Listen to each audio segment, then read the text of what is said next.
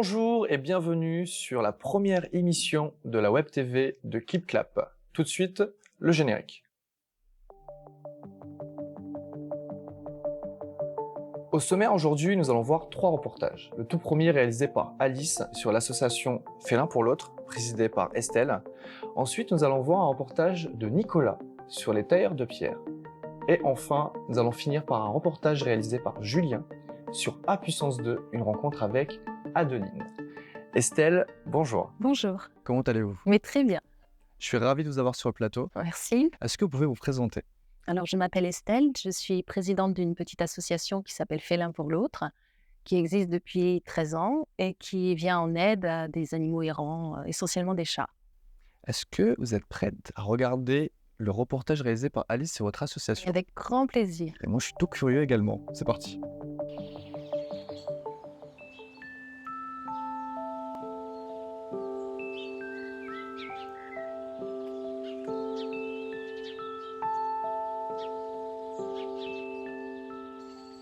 Nous sommes à Coulonges-Chamiers, à l'association Félin pour l'autre qui existe depuis 12 ans. C'est derrière sa maison qu'Estelle accueille des chats abandonnés de toute race et de tous âges. Alors, j'ai créé cette association parce qu'il y avait des grands besoins d'aider les animaux. Et je me suis un peu renseignée et j'ai remarqué qu'il y avait plus besoin encore pour les chats que pour les chiens. Donc, on récupère à peu près 80 animaux par an, à peu près 70 chats, quelques chiens et des fois des oiseaux, des hérissons. Et parfois, comme dans ce cas, on les biberonne. On tente de les resociabiliser quand c'est des chats sauvages. On fait des trappages. Et puis, on tente de s'en occuper suffisamment pour qu'ils puissent être mis à l'adoption. Le temps également qu'ils soient vaccinés. Une fois sociabilisés, ils peuvent sortir à l'extérieur au milieu des autres. Une petite pancarte qui explique si on peut ou pas ouvrir la cage et une pelle adaptée à chaque cage pour qu'il y ait une pelle différente pour chaque litière de chaque chat. Les chats sont nourris 2 fois par jour à 9h et à 17h30 par Estelle et des bénévoles qui se relayent dans la semaine, ce qui nécessite 650 boîtes de pâté par mois et 5 kg de croquettes par jour. Il faut également s'occuper des litières, des enclos et des sols. Les fontaines, en fait, ça permet que l'eau soit pas stagnante. Du coup, l'eau en étant oxygénée, les chats boivent 2 fois plus. À savoir que le premier problème de santé des chats, c'est les reins. Ils ont vraiment une fragilité et en fonction des croquettes qu'on achète, la moitié des croquettes du commerce, elles ont très peu de protéines et les chats sont carnivores. Donc quand on achète des croquettes qui ont 4 ou 6% de protéines, c'est pas bien et leurs reins doivent travailler beaucoup trop. Ici, tous les pensionnaires ont leur propre histoire. Ils reçoivent un prénom auquel ils répondent. Ils sont tatoués, choyés et les soins sont adaptés à leur situation. Et on amène à domicile pour les petits vieux, ceux qui ont un cancer. On achète même du CBD pour donner aux chats qui ont des cancers ou qui sont âgés pour les articulations. Par exemple, lui, du coup, ne fait pas ses 14 ans, dont 13 ans de rue. Hein, Ibis?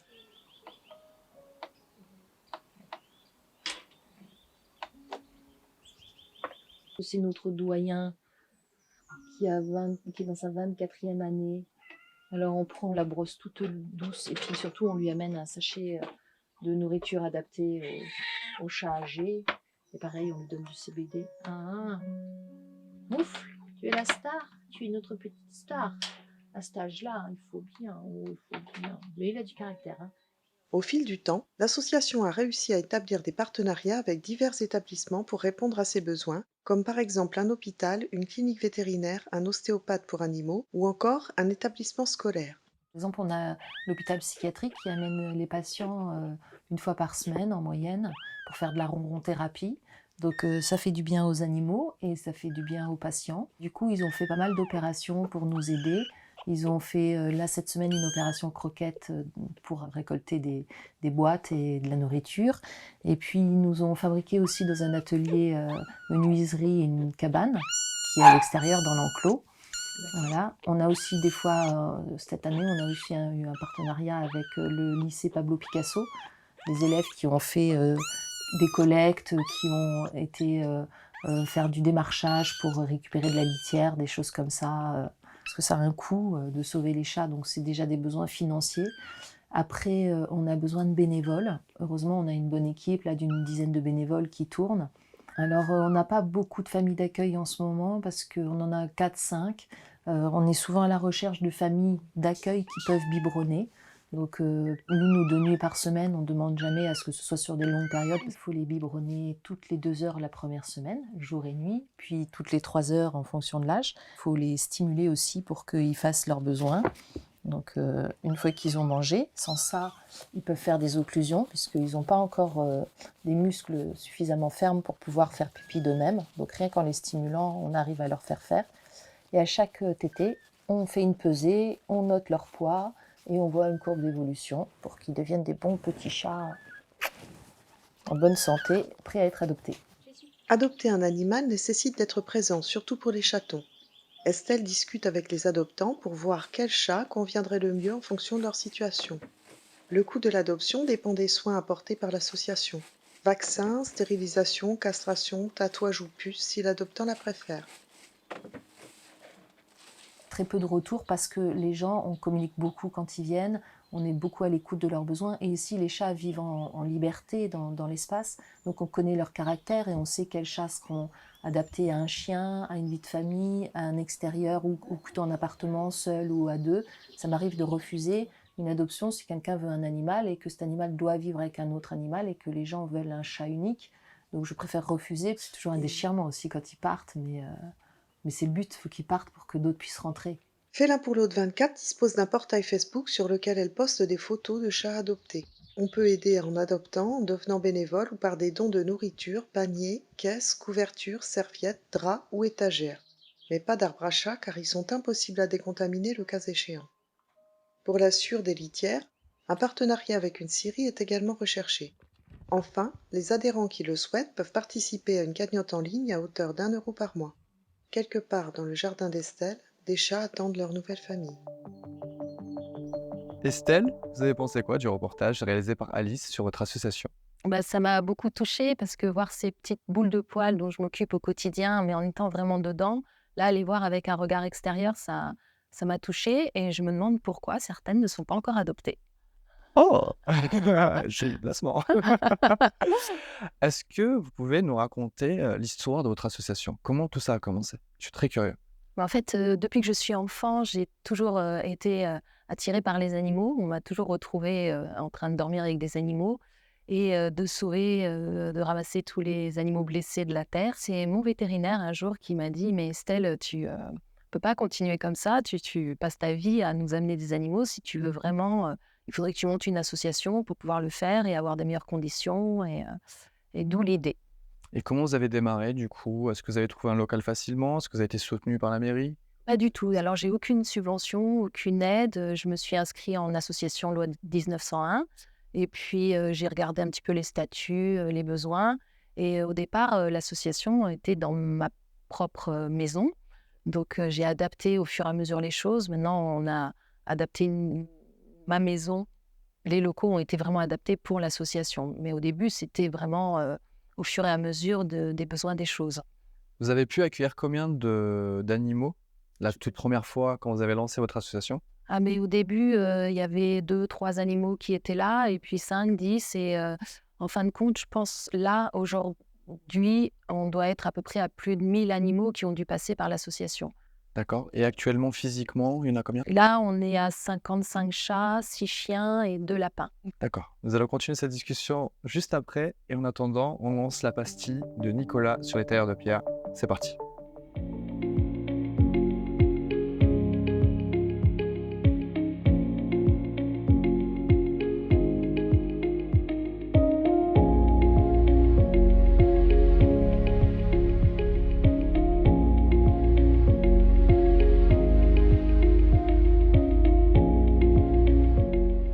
Après une formation chez les Compagnons du Devoir, je suis revenu en Dordogne. J'ai travaillé dans une entreprise spécialisée en monuments historiques une dizaine d'années.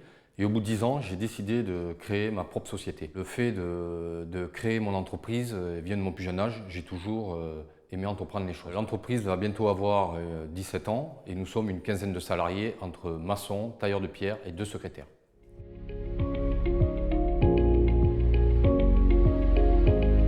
Ce Jérôme Choulier a créé sa société donc il y a 17 ans de ça.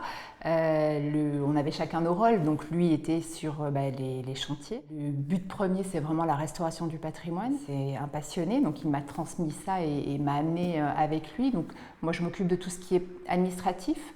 Je fais le lien entre les clients, les remontées des salariés. Ce que l'on a voulu également réaliser, c'était donc évidemment restaurer les chantiers, avoir des prestations de qualité, mais c'est aussi la transmission du savoir-faire. Ça a vraiment été assez rapidement un choix nécessaire qui s'imposait à nous.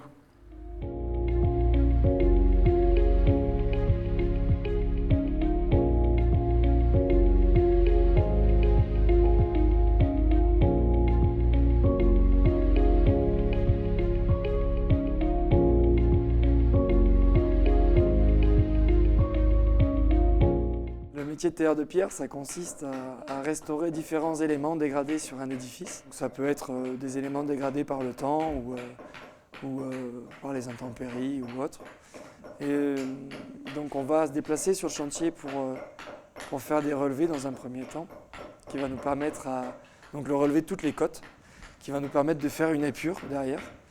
L'épure, donc c'est un dessin à l'échelle 1 qui va nous permettre d'avoir tous nos blocs capables pour réaliser une fiche de débit. Donc on va avoir des blocs en 6 faces ensuite qui vont nous permettre du coup, après un passage à l'atelier, d'être taillés en fonction des éléments, avec une méthode de taille bien précise, des aspects de taille aussi en fonction du site et de l'édifice, sur une nature de pierre qui va être sélectionnée en fonction de l'endroit.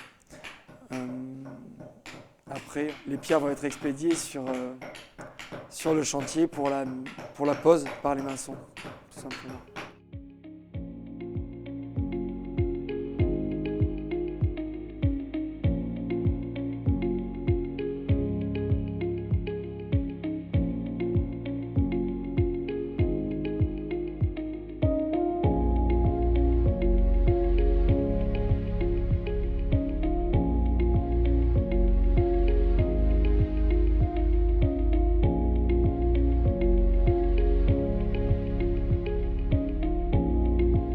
Je suis maçon dans la restauration du patrimoine.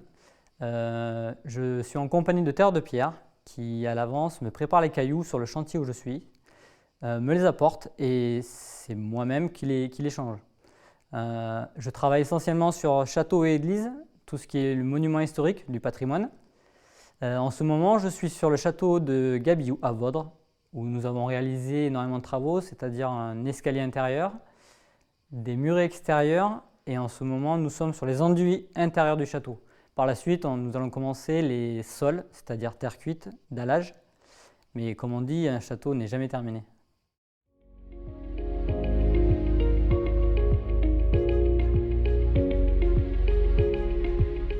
Ça fait 18 ans que je suis dans le métier, que je suis tailleur de pierre. J'ai commencé en tant qu'apprenti. Donc on m'a appris tout ce que je sais aujourd'hui, que ce soit au niveau du tracé ou au niveau vraiment de la pratique pure. Donc je transmets aujourd'hui à un apprenti, à Mathéo, tout ce que je sais, du moins le maximum, que ce soit du dessin principalement, parce que c'est quand même la base du métier. Et ensuite on part sur le bio pour réaliser vraiment les pièces. Avant de commencer mon CAP en tailleur de pierre, j'ai fait un bac pro maçonnerie. C'est dans cette formation que j'ai découvert la taille de pierre. À la fin de mes 3 ans, du coup, j'ai décidé de partir en CAP. Ce qui me plaît dans ce métier, c'est la beauté et la fierté de voir la pièce qu'on a taillée sur un monument historique.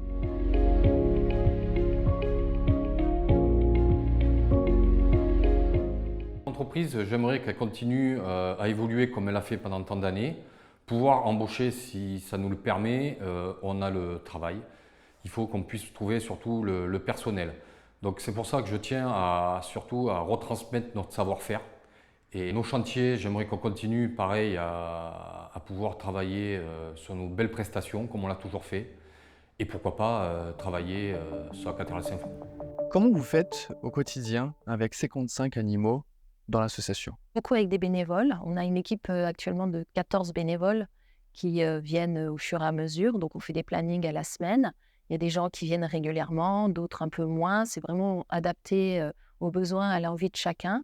mais il y a au moins 2 passages de bénévoles par jour parce qu'il faut, les chats mangent de la nourriture humide 2 fois par jour. Il faut nettoyer les gamelles, les sols, les litières, les brosser, leur donner de l'affection. Donc c'est vrai que c'est du boulot à plein temps. On retrouve tout de suite un reportage réalisé par Julien sur A puissance 2 et on revient au plateau juste après. C'est parti. Alors pourquoi ça me touche particulièrement? Parce que je suis maman d'une petite fille de 6 ans et je ne conçois pas la maltraitance envers les enfants. C'est quelque chose que je ne tolère pas du tout. C'est un sujet très tabou. On entend beaucoup parler des enfants qui sont placés en famille d'accueil ou maltraités. On en entend parler mais on ne réagit pas. Et si vous voyez les chiffres à la fin qu'il y a au niveau du générique, c'est quand même impressionnant. Et il n'y a pas vraiment d'évolution de ce côté-là depuis 1978, comme l'année du film. Ça s'enterre, mais il n'y a pas de... Les gens ne réagissent pas et c'est pour ça que ça me touche aussi, quoi. Je voulais en parler à travers un film. Alors j'ai choisi l'année 78 déjà pour un challenge. Tout ce qui est décor, accessoires, tenues, je trouvais ça sympa. Pour le cadre, ça représente quand même 1 an de travail. Les gens, ils en ont entendu parler. Et là, c'est concret, on a atteint notre objectif. Puis on partage ça avec le public. Il y a des belles émotions. C'est pour ça que c'est particulier et que c'est très, très important pour nous, l'équipe, d'avoir bossé aussi dur et d'être là ce soir. C'est notre plus belle victoire, quoi.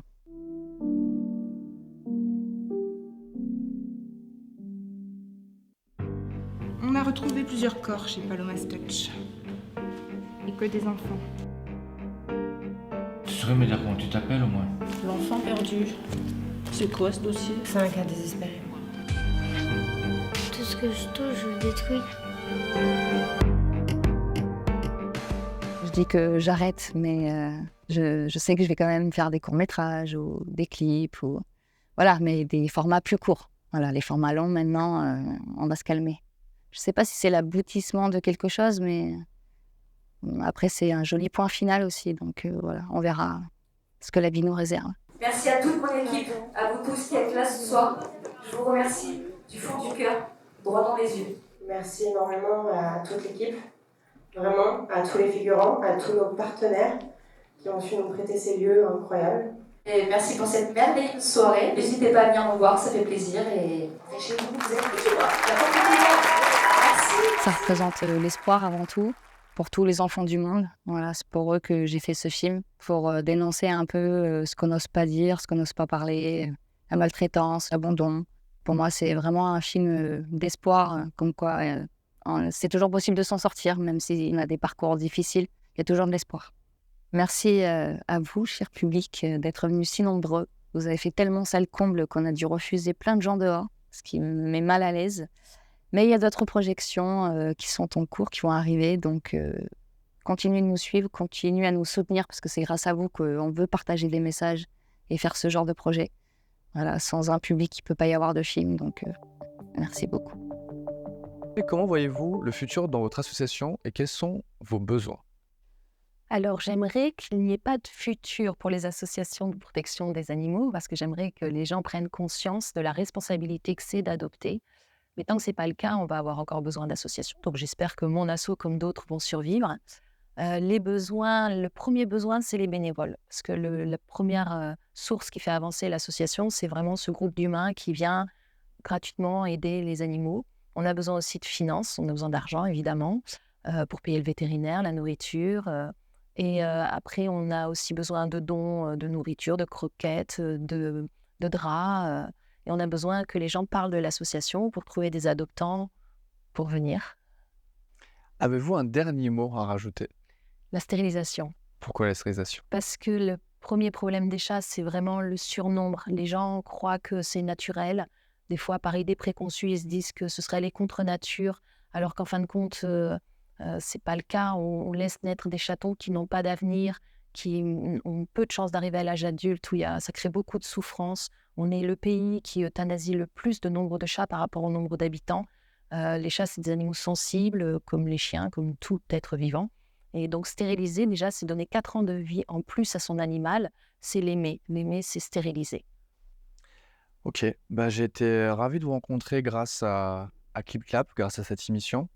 Merci pour ce partage, merci pour votre temps, au nom de toute l'équipe. On espère que votre association pourra être pérennisée, vous pourrez avoir des actions qui vont suivre. Et puis nous, on se donne rendez-vous à la prochaine émission de la Web TV Clip Clap. À la prochaine.